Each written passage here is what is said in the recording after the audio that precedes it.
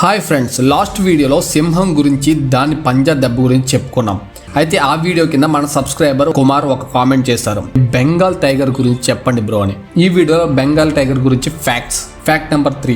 Royal Bengal tiger మన ఇండియాలోకి సుమారు 12,000 సంవత్సరాల క్రితం ఎంటర్ అయ్యింది. వాటిని అప్పుడు సైబీరియన్ టూత్ అని పిలిచేవారు. 1000 kgs పైనే బరువు ఉండేవి. ఇప్పుడు వాటి బరువు సుమారు 200 నుంచి 400 కిలోలకు పడిపోయింది. Fact number 2. ఈ రాయల్ బెంగాల్ టైగర్ ని పొగరకు సంకేతంగా చెప్పుకుంటారు. ఎందుకంటే యుద్ధం అంటూ వస్తే ఎదురు ఎంత పెద్ద జంతువైనా సరే దాని అంతు చూసేంత వరకు వదిలిపెట్టదు, ఆఖరికి అది సింహమైనా సరే. Fact number 1. ఇంకా ఫైనల్ గా ఈ టైగర్ యొక్క పంజా గురించి చెప్పుకోవాలి. గంటకు 120 కిలోమీటర్ల వేగంతో 1500 కిలోలున్న రాయి మీద పడితే ఎలా ఉంటుందో తెలుసా? అలా ఉంటుంది బెంగాల్ టైగర్ పంజా. దీని పంజా దెబ్బ తిని ఇప్పుడు వరకు ఎవరు బతికి బట్ట కట్టలేదంటే అర్థం చేసుకోండి ఎంత భయంకరంగా ఉంటుందో దీని దెబ్బ. ఒక్క దెబ్బ కొడితే 1.5 టన్ను వెయిట్ రా.